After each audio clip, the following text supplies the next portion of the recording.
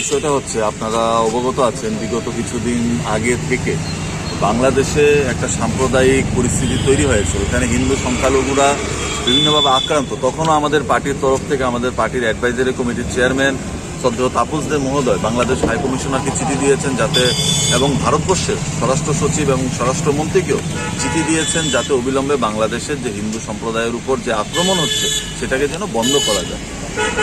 তৎসঙ্গে আমরা দেখতে পেলাম গতকালকে থেকে এবং 2-3 দিন ধরে, গতকালকে যেরকম আপনি ধরে নিন আপনি রামনগর থেকে শুরু করে আপনি পানিসাগর, গতকালকে কয়েকটা ভিন্ন ভিন্ন জায়গাতে আমাদের ভারতবর্ষে যে সংখ্যালঘুরা আছে, মুসলিম সম্প্রদায়ের লোকরা আছে, ওদের মসজিদে অ্যাটাক হয়েছে। তো সেটা কোনোভাবে আমাদের ত্রিপুরা রাজ্যে কাম্য নয়, কারণ ত্রিপুরা রাজ্য সম্পূর্ণভাবে সব দিক থেকে ভ্রাতৃত্ববোধ এবং সম্প্রীতি রক্ষা করে চলেছে। একটা ঐতিহ্য আছে ত্রিপুরা রাজ্যের।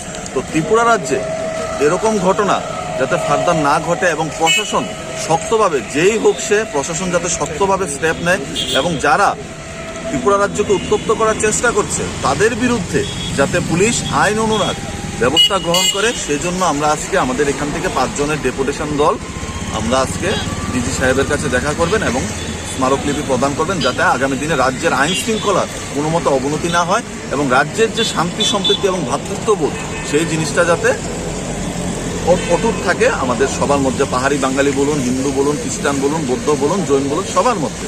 তার জন্য আমরা আজকে কোনো প্রটেস্ট করতে আসিনি এখানে, আমরা শুধু ডেপুটেশন দিয়ে যাচ্ছি।